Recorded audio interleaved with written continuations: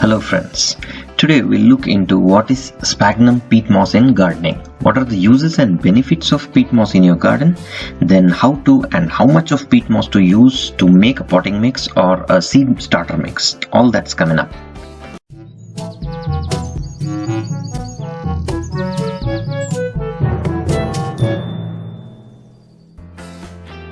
Welcome back. If you're a hobby gardener or interested in growing plants, consider subscribing to this channel. Also turn on the notification bell icon so that you won't miss any updates.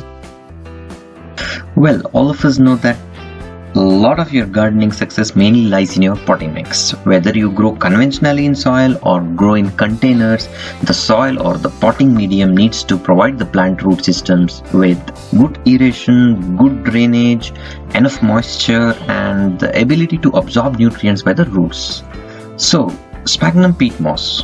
Whether you heard about it or not, let's learn and gain some important knowledge about this stuff and utilize its benefits in gardening. So for home gardening level, we'll use peat moss and sphagnum peat moss synonymously.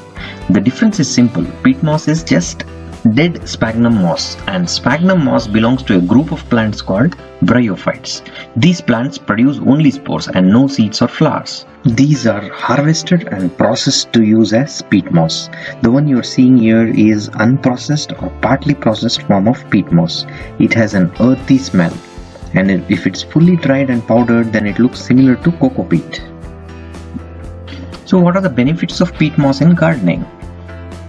It is a perfect soil conditioner. That means it helps in loosening the compacted soil to improve aeration and increases the water holding capacity of the soil, and helps in nutrient and water binding, which aids in absorption of nutrients by the roots.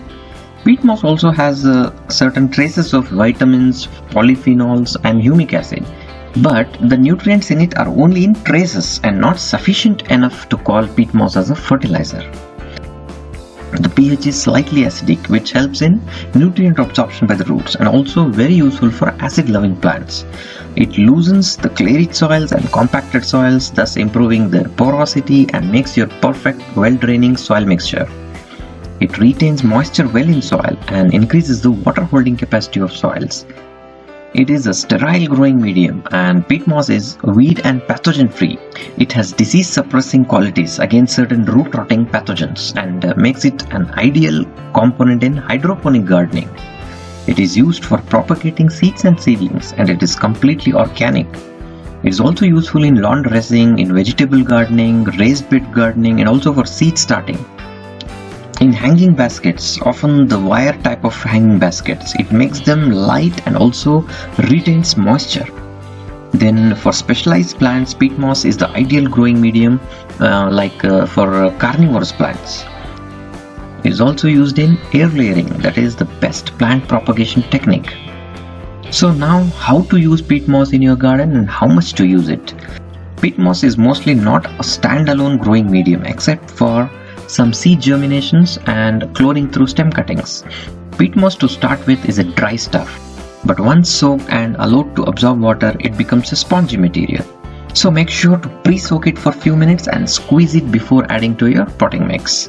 Now we'll look into some of the common practical applications of peat moss, and here the question arising is how much to mix in your potting mix. Well, it depends on the purpose you want to use it for.